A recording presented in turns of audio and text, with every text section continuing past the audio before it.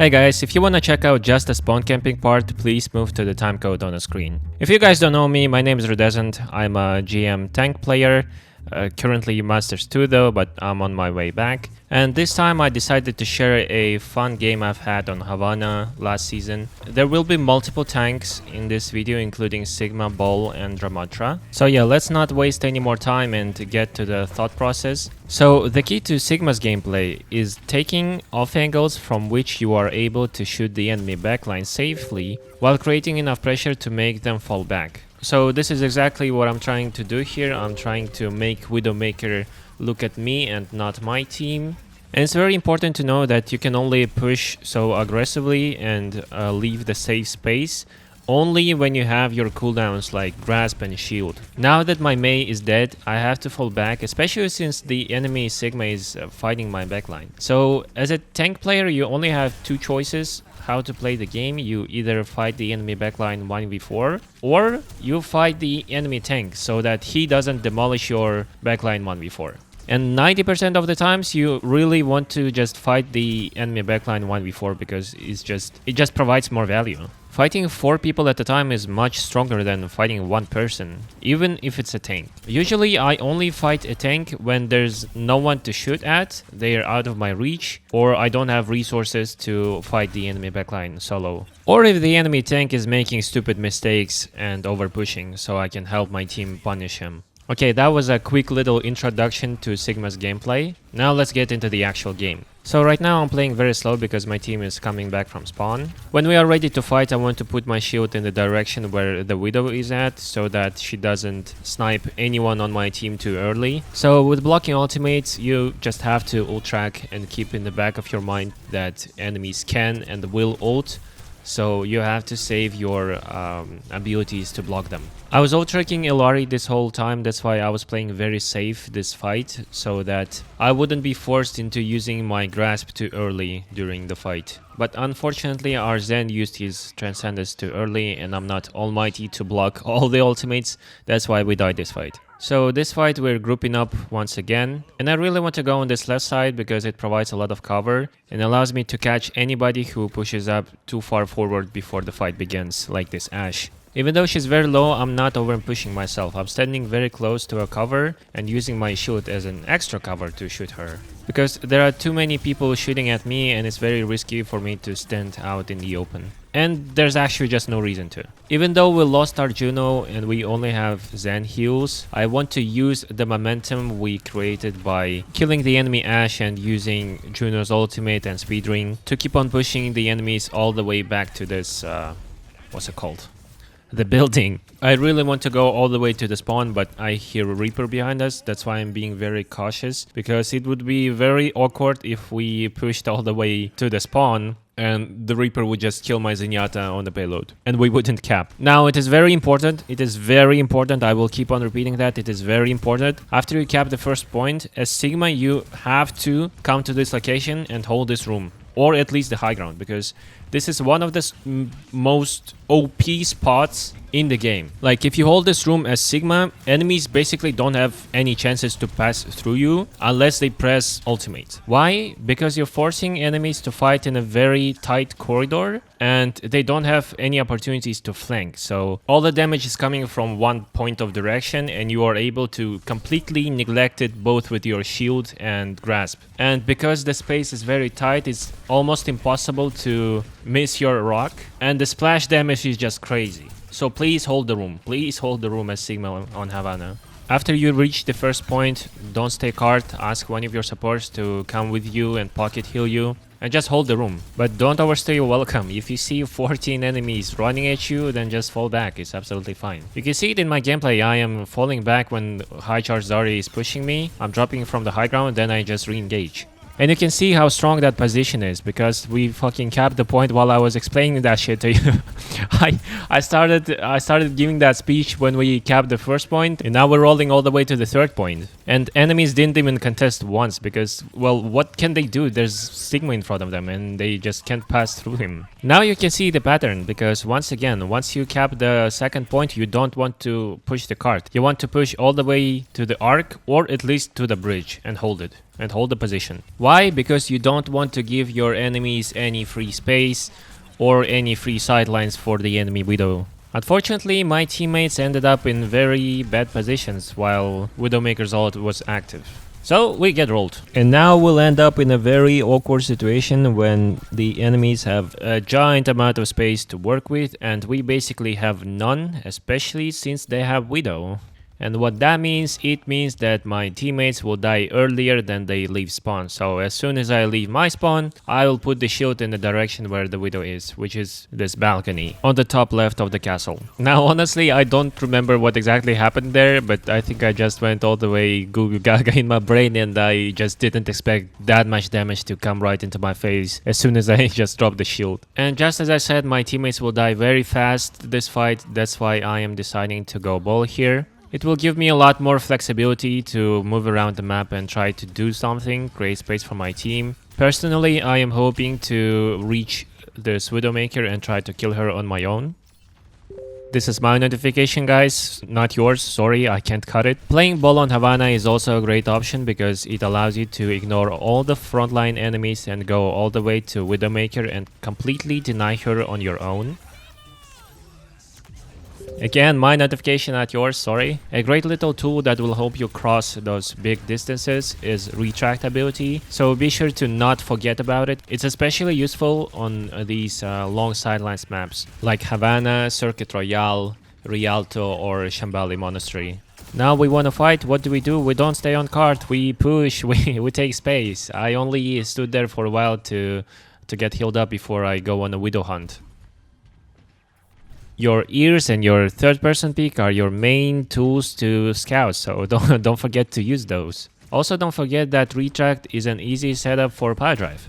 Also, please pay attention that I'm not using my shields too early. Like, if there's only one Widowmaker, then I can totally just disengage without using my shields. I used my shields there at the end even though I left the fight because I was afraid that Sigma might catch me in his ultimate and I would die, so that's why we press those. Now, generally, after we lose a fight, usually I am set up somewhere behind the enemies so that I don't waste any time during the fight to set up. However, these guys are very oppressive and I felt like they would just force me out even before the fight would begin. That's why I was chilling near the spawn before the fight. Make sure to dive Widow as many times as possible, preferably from different angles. And you see, even though I'm not like actually diving Widow successfully, I'm making Widow fall back and also making her teammates help her, meaning they're not damaging my team. So it's a W on our side. And you see, while I was distracting the enemy team, my team managed to kill the enemy Sigma. The Widowmaker's ultimate is online and what I want to do is to get healed up and get right into her face so that she doesn't snipe anyone on my team.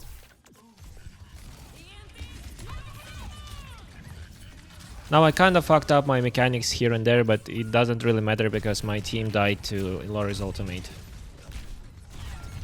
Now let's get to the fun part, the spawn camping. Now spawn camping isn't done for fun. Well, it is fun, however there's a great benefit behind spawn camping. When you defend normally on this map, you hold this corner. And it's okay, however, it gives a lot of free meters to the enemy team. And usually when you lose this fight, when you lose this corner, best case scenario, you will have another fight right before the point gets capped. But usually you just get snowballed and you never get a normal contest. And that's why spawn camping is a great option, because it allows you to have at least 2 great fights before the point gets capped. The best tank characters to spawn camp are Ramattra and Reinhardt, because you will have close range combats and they are the best at them, and maybe even Orisa. But I never really played Orisa into spawn camping, so I don't really know. 2 main reasons why you want to play Ramattra or Reinhardt into spawn camping are they deal a great amount of damage up close and also they block a great amount of damage up close. So they can sustain a lot, and that's exactly what we want. It would also be great if one of your supports picked Lucio, because you will have to switch between spawn exits very quickly. To set up, just crouch all the way to the spawn. I will start on the left because it will provide me a little bit more cover than the right side. I hear Anna on the left, that's why I go left side and try to kill Lucio as well. It looks so pathetic, to be honest. I see that the payload is moving, that's why I have to go there ASAP. Because that's the whole point of spawn camping, we don't want to keep pushing. Use Vortex on the Echo so she doesn't fly away. Now my next stop is Widowmaker because I saw her sniping from the right side. Now this shield was too early, you shouldn't do that. You have to be very greedy with it and only use it when you're actually fighting either with your Nemesis form or your staff. Again, I start on the left because it provides me a little bit more cover, and then I only start doing something when I actually see where the enemies are at. Please note that I'm very greedy on my Nemesis form as well. I'm only using my Nemesis form if I need extra speed boost to finish off a squishy target, or if I'm getting pushed and I'm low HP. Besides that, there's no reason for you to use Nemesis form off cooldown, because the staff's damage per second is actually higher than Pummel's, especially if you're landing headshots. Now when everything starts to fall apart, like you can see that my Widowmaker is just completely demolishing my team, we just have to press W and go all the way, because you will die anyway. Might as well make a huge play while dying, like I just killed 2 people while being low HP. Although we lost the fight, we're pretty much winning the war because the enemies just spent 1.5 minutes in their spawn.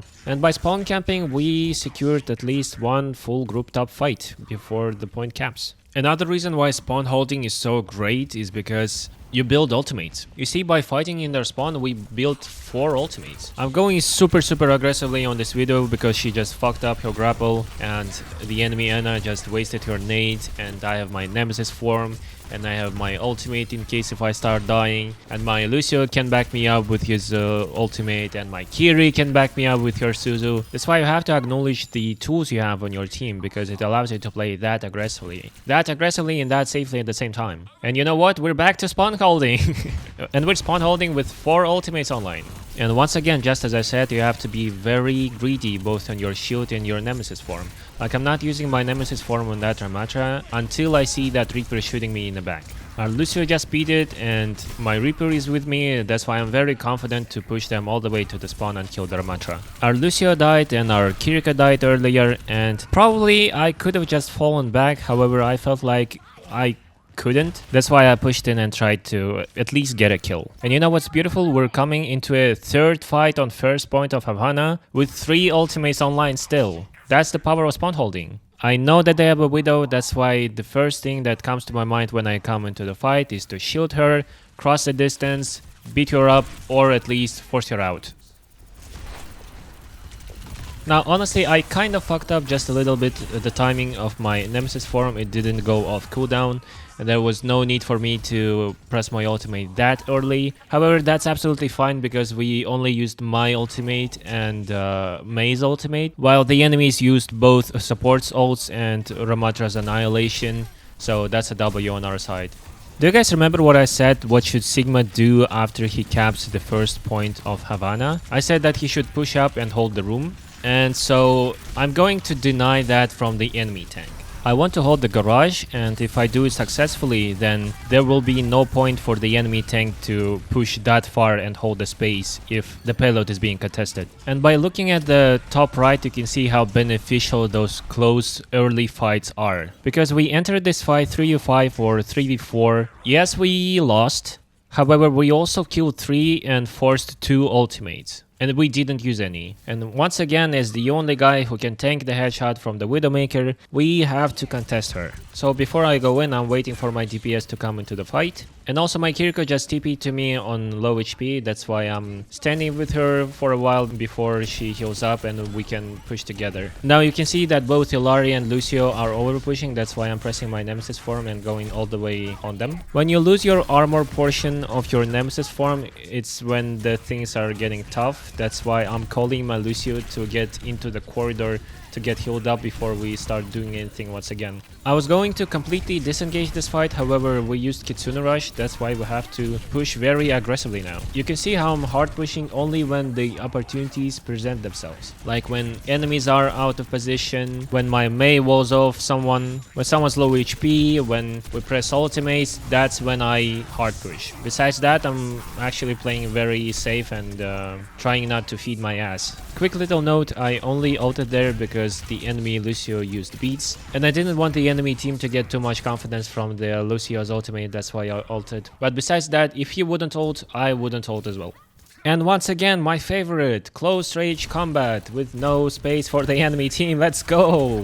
This Junker Queen messed up big time, that's why we have to punish her, because she went in without her teammates. Unfortunately, my team was a bit slow, that's why we have to quickly back up now. We lost our Reaper, we're out of position, we just used Suzu, so it's pretty much very losable. So what do? We just push in. We just push in trying to get a kill. They always say tank should live, but come on, man. You don't have any mobility and you're very dangerous up close. So why not abuse it? Why not abuse it? Why not abuse it and respawn with your team together later on and get a grouped up fight? Like in the previous lost fight we got 2 kills, now this time we got 3 kills, so hey, it's a W on my side, it's a W on my side. We're losing the fight but we're winning the war. The enemies just used 2 ultimates to start pushing the card, while we have 4 ultimates into the upcoming overtime fight. The Junker Queen wants to cross the shortest distance to escape from the trap that she's in, that's why I'm hugging the wall that she's close to body block her. Even though Illari's ultimate goes through shield, it is still very useful to place it against her, because it will anyway block the damage that will proc the explosions. As a tank, you don't really want to chase that far and enemy is squishy. However, I know for sure that this is the right play here, because that way I am forcing the enemy DPS to stay heal-less on the card, allowing my team to kill them for free. And you can see that it's exactly what happened. When I got back into the fight, they were all low. Why? Because a giant transformer is chasing the enemy healers. And that is it for this video. Hope you guys enjoyed, hope you guys liked it, hope it was useful for you. Huge thanks to my Boosty subscribers. Thank you guys for supporting me and helping me out. If you guys want to become the part of the gang, check out the links in the description, and also check me out on twitch.tv/Rudescent. I'll see you later. Peace. Внутрь, заходи внутрь сюда. Живая? Да. 5. А вот я не очень. Уходим. Уходим отсюда, уходим. Уходим. Вперед. Нет, куда они делись? Уходим. Теперь назад, теперь вперед. Найс. Роль ебучий. Теперь на пейлот. Теперь на Люсю.